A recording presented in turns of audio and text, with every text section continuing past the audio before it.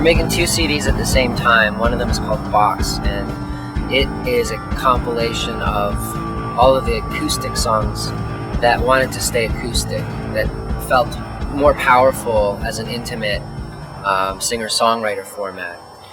And then a second record called Come to Life, which will be the supersonic full band extrapolation of the material.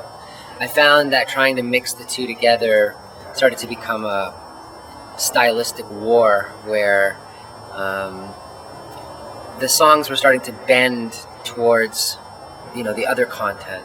So songs that wanted to be small and acoustic and intimate were trying to sit alongside these magnum opuses that had, dripping sonics all over them.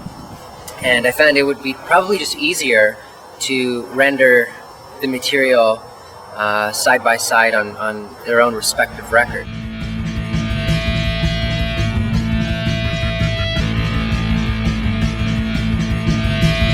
A delay is a repetition. A reverb is a reflection. People get two things confused: echo and reverb. When people say, "Oh, there's too much echo in here," well, there may be a little bit of that, but really what they're talking about is reverberation. And reverberation is when a sound sort of folds back onto itself acoustically. If you've ever moved into a new house or whatever and there's no furniture in there and you talk, it sounds really empty, and it takes a lot. It ends up sounding louder because every sound that happens ends up folding in on itself and building and building and building. Or in a gymnasium or something like that, when you bounce a basketball in a gymnasium, you're not hearing echo, you're hearing reverb. And what it is the sound bouncing off of different surfaces and coming back to where you are as a reflection. A delay is more of a sample, if you will, of signal or a sound.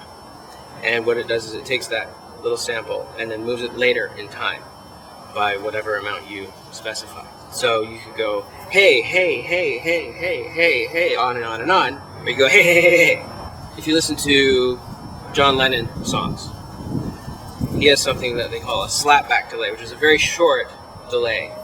Well, a lot of people work with what they call tap delays, where they'll tap on the quarter note, and then the delay will hit like that after the quarter note. You'll hear repeats. Sometimes what I'll do is I'll start with that as a guideline, but having it exactly on the beat doesn't necessarily speak to me emotionally. I think delays are more about the consonants in the words or in the transients in the signal. If it's a drum, the attack of the cymbal is the consonant, if you will, and then the sustain of the cymbal dying out is the vowel. Reverbs to me are about sustain and vowel type sounds. If you want to give a song or a particular sound more percussive or rhythmic nature, then you add delay.